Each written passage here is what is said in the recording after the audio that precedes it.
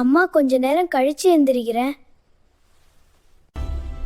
அப்பா சுவாமி தரிசனம் சிறப்பாக இருந்தது. ஏங்க சாப்பிட வாங்க.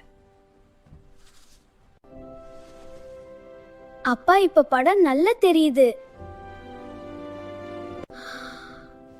சாப்பிட்டதும் தூங்கு.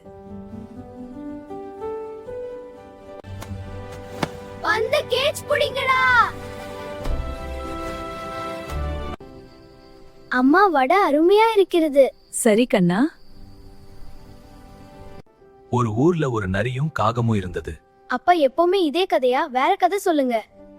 மொபைல் இல்ல, வைஃபை இல்ல, ஆனா மனசு நிறைய சந்தோஷம் இருந்த காலம் அதுதான்.